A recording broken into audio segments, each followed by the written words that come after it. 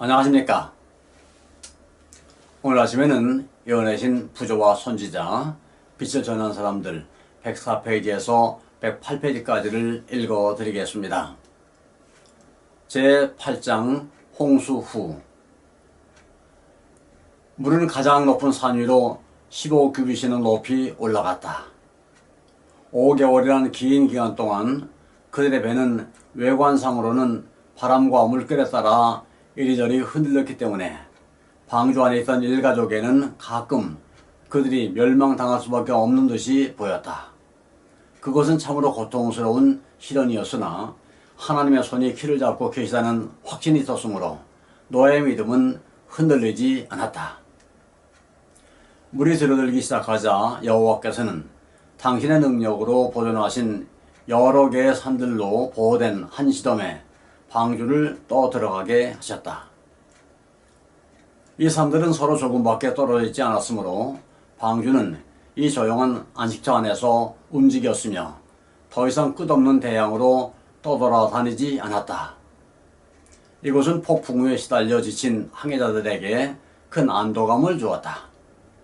노아와 그의 가족들은 다시 지상으로 나가고자 하는 마음이 간절했으므로 물이 줄어들지기를 몹시 고대하였다. 산봉우리들이 모습을 나타낸 40일 후에 그들은 냄새를 잘 맡는 새인 까마귀를 내보내며 땅이 말랐는지 알아보게 하였다. 물 외에는 아무것도 발견하지 못한 그 새는 계속 방주를 들락날락 하였다. 7일 후에 비둘기를 내보냈으나 그것도 발디딜 곳을 찾지 못하여 방주로 되돌아왔다. 노아는 7일을 더 기다려 다시 비둘기를 내보냈다. 저녁에 그 비둘기가 감람나무 잎사귀를 물고 돌아왔을 때에는 큰 기쁨이 있었다. 후에 노아가 방주 뚜껑을 제치고 본즉 지면의 물이 거쳤더라. 그러 그는 방주 안에서 끈기 있게 기다렸다. 그는 하나님의 명령에 따라 방주에 들어간 것 같이 떠나라는 특별한 지시가 내리기를 기다렸다. 마침내 한 천사가 하늘에서 내려와 육중한 문을 열고 족장과 그의 가족들에게 모든 생물들을 데리고 땅으로 내려가라고 명하였다. 방주에서 풀려나오는 기쁨 중에서도 노아는 은혜로운 보호를 베푸사 그들을 보존하신 그분을 잊지 않았다. 그가 방주에서 나와서 맨 처음으로 한 일은 제단을 쌓고 각종 정결한 짐승과 새들 중에서 희생을 드려서 구원에 대한 그의 감사를 하나님께 드린 일이었다. 그는 그같이 함으로 위대한 희생 제물이신 그리스도께 대한 그의 신앙을 나타냈다. 이 제사는 주를 기쁘시게 했으며 족장과 그의 가족뿐 아니라 땅에 살게 될 모든 사람에게 축복을 가져다 주었다.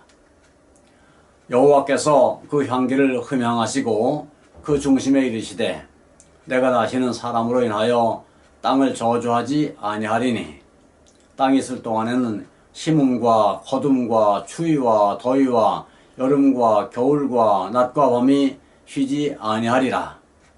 여기에 모든 후세대를 위한 교훈이 있었다. 노아는 황폐된 지상에 나와 있었으나 자신을 위하여 집을 준비하기 전에 하나님께 제단을 쌓았다. 그가 소유한 가축은 적었으며 그것들을 보존하느라 많은 수고를 아끼지 않았었다. 그러나 그는 만물이 그분의 것임을 인정하는 표로서 즐겁게 그 가축의 일부를 주께 드렸다. 그와 같이 우리의 자원하는 헌물을 하나님께 드리는 것이 우리의 첫 관심사가 되어야 한다. 우리에게 베푸시는 그분의 모든 긍휼과 사랑에 대하여 우리는 기도로 그리고 그분의 사업을 위하여 헌물을 드림으로 우리에게 베푸시는 그분의 모든 자비와 사랑을 감사하는 마음으로 인정해야 한다. 구름이 모여들고 비가 내릴 때에도 또 다른 홍수가 내리지 않을까 하는 끊임없는 공포에 쌓이지 않도록 주께서 노아의 가족들에게 한 약속을 하심으로 그들에게 용기를 주셨다. 내가 너희와 언약을 세우리니 땅을 침몰할 홍수가 다시 있지 아니하리라. 내가 내 무지개를 구름 속에 두었나니 이것이 나의 세상과의 언약의 증거니라. 내가 구름으로 땅을 덮을 때에 무지개가 구름 속에 나타나면 내가 보고 나 하나님과 모든 생물 사이에 된 영원한 언약을 기억하리라.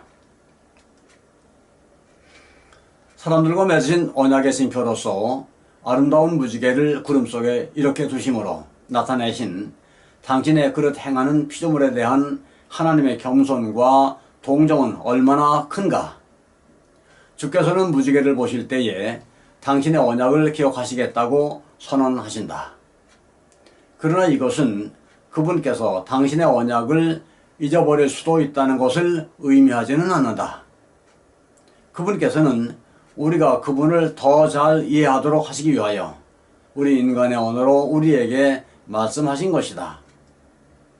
후대의 사람들이 하늘에 걸쳐있는 영광스러운 알치의 뜻이 무엇인지를 물을 때에 그들의 부모들이 홍수 이야기를 되풀이하고 다시는 세상을 물로써 멸망시키지 않겠다는 보증으로 지극히 높으신 분께서 둥근 무지개를 만드셔서 구름 속에 두셨다는 것을 저들에게 이야기해 주도록 하는 것이 하나님께서 목적하신 바였다.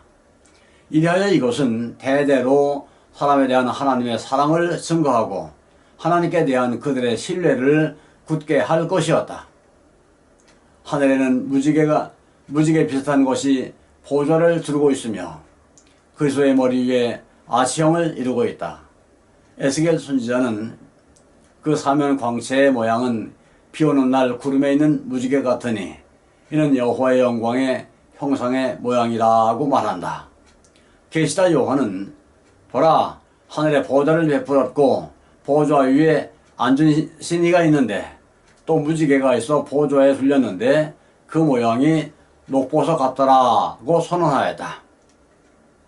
사람이 그의 큰 죄로 인하여 하나님의 심판을 초래할 때 구주께서는 그를 위하여 아버지께 간구하시며 회개한 죄인에 대한 하나님의 자비의 징표로서 구름 속에 있는 무지개와 보좌 주위를 두르고 있는 무지개와 자신의 머리 위에 둘린 무지개를 가리키신다.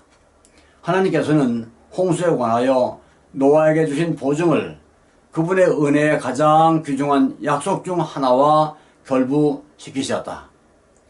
내가 다시는 노아의 홍수로 땅 위에 범람치 않게 하리라. 맹세한 것 같이 내가 다시는 너를 노하지 아니하며 다시는 너를 책망하지 아니하기로 맹세하였노니 산들은 떠나며 작은 산들은 옮길지라도 나의 인자는 내게서 떠나지 아니하며 화평케 하는 나의 언약은 옮기지 아니하리라. 너를 긍휼히 여기는 여호와의 말이니라. 노아가 그와 함께 방주에서 나온 힘센 맹수들을 바라보았을 때에 모두 8빈 그의 가족들이 그들에게 멸절당하지나 않을까 두려워하였다. 그러나 주께서는 한 천사를 보내사 그분의 종에게 보증의 기별을 주셨다. 땅의 모든 짐승과 공중의 모든 새와 땅에 기는 모든 것과 바다의 모든 고기가 너희를 두려워하며 너희를 무서워하리니 이들은 너희 손에 붙이었습니다. 무릇 사는 동물은 너희의 식물이 될지라. 채소같이 내가 이것을 다 너희에게 주노라. 이전에는 하나님께서 사람에게 동물의 고기를 먹도록 허락하지 않으셨다. 그분께서는 인류가 전적으로 땅의 소산을 먹고 살아가도록 의도하셨다.